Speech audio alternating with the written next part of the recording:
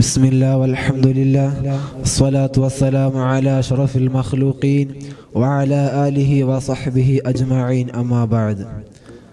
ഏറ്റവും പ്രിയം നിറഞ്ഞ ശൈഖുന, മറ്റു എൻ്റെ ശബ്ദം ശ്രവിക്കുന്ന നല്ലവരായ മുത്തഅല്ലിം സുഹൃത്തുക്കൾ, വിധികർത്താക്കൾ, അസ്സലാമു അലൈക്കും വറഹ്മത്തുള്ളാഹി. സലാനി ഫെസ്റ്റിൻ്റെ ഈ പ്രൗഢമായ വേദിയിൽ എനിക്ക് നിങ്ങളുമായി സംബന്ധിക്കാനുള്ള വിഷയം വഖഫ് അധികാരങ്ങളുടെ മേൽ ഫാഷിസത്തിൻ്റെ റീത്ത് എന്ന വിഷയത്തെ ആസ്പദമാക്കി അല്പം സംസാരിക്കാനാണ്. വഖഫ് ഭേദഗതിയിലൂടെ ഒരു സമുദായത്തെ നിർവീര്യമാക്കാമെന്ന് ചില അധികാരികൾ കരുതുന്നുണ്ടെന്നതിനാൽ അവരെ നിർവീര്യമാക്കേണ്ടതും വസ്തുതകൾ മനസ്സിലാക്കേണ്ടതും അത്യന്താപേക്ഷിതമാണ്. പ്രിയരെ, എന്താണ് വഖഫ്?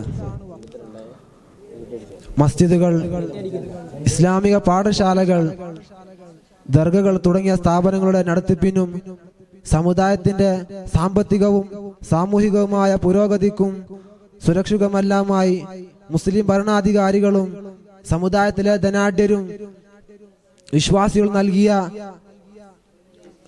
സ്വത്തുക്കളാണ് വഖഫ് ബോർഡിന്റെ നിയന്ത്രണത്തിലുള്ളത്.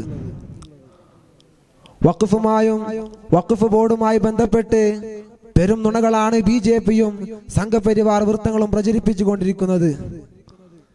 ഗ്രാമീണരുടെയും കർഷകരുടെയും ഭൂമി വഖഫ് ബോർഡ് കൈക്കലാക്കി എന്ന് ജാർഖണ്ഡിലെ ബഗ്മാരയിൽ തിരഞ്ഞെടുപ്പ് പ്രചാരണത്തിനിടെ പ്രസംഗിക്കവേ കേന്ദ്ര ആഭ്യന്തരമന്ത്രി അമിത് ഷാ വ്യക്തമാക്കിയത്. കർണാടകയിൽ ഗ്രാമീണരുടെയും കർഷകരുടെയും ക്ഷേത്രങ്ങളുടെ ഭൂമി വഖഫ് ബോർഡ് കൈക്കലാക്കിയതായി അദ്ദേഹം കുറ്റപ്പെടുത്തി. എന്നാൽ രാജ്യത്തെവിടെയും വഖഫ് ബോർഡ് അനധികൃതമായ ആരുടെയും ഭൂമി കയ്യേറിയിട്ടില്ല. അന്യാധീനപ്പെട്ട വഖഫ് സ്വത്തുക്കൾ തിരിച്ചെടുക്കാനുള്ള ന്യായവും നിയമപരവുമായ നടപടികൾ മാത്രമേ കേരളത്തിലെ മുനമ്പത്തടക്കം വഖഫ് ബോർഡ് സ്വീകരിച്ചിട്ടുള്ളത്. അതേസമയം സർക്കാർ, അർദ്ധ സർക്കാർ ഏജൻസികൾ ധാരാളമായി വഖഫ് സ്വത്തുക്കൾ അനധികൃതമായി കയ്യേറിയിട്ടുണ്ട്. സച്ചാർ കമ്മിറ്റി റിപ്പോർട്ട് അനുസരിച്ച് വിവിധ സംസ്ഥാനങ്ങളിലും കേന്ദ്രഭരണ പ്രദേശങ്ങളിലുമായി 4.9 ലക്ഷം രജിസ്റ്റർ ചെയ്യപ്പെട്ട വഖഫ് സ്വത്തുക്കളുണ്ട്.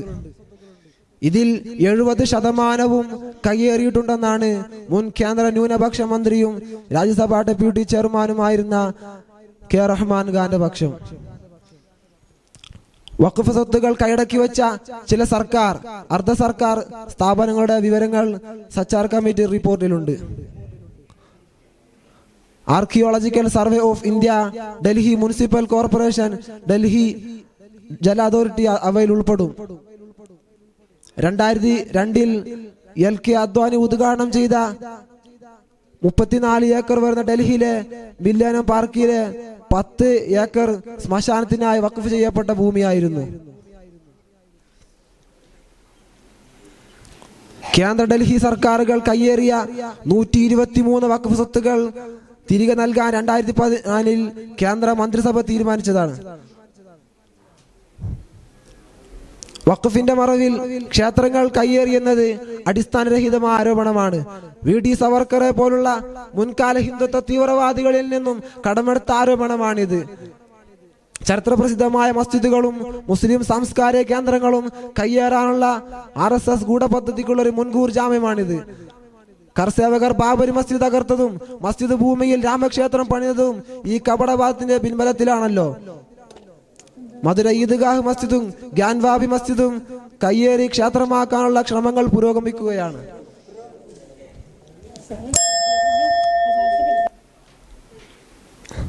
വഖഫ് ബോർഡ് കയ്യേറ്റക്കാരാണെന്ന പ്രചാരണത്തിന് പിന്നിൽ പ്രധാനമായി 2 ലക്ഷ്യങ്ങളാണ് BJPക്കുള്ളത്. മുസ്ലിമീങ്ങളെയും വഖഫ് ബോർഡിനെ സംബന്ധിച്ച് സമൂഹത്തിൽ തെറ്റിദ്ധാരണ സൃഷ്ടിച്ച് വർഗീയ ധ്രുവീകരണം ശക്തിപ്പെടുത്തുക, വോട്ട് ബാങ്ക് പുഷ്ടിപ്പെടുത്തുക.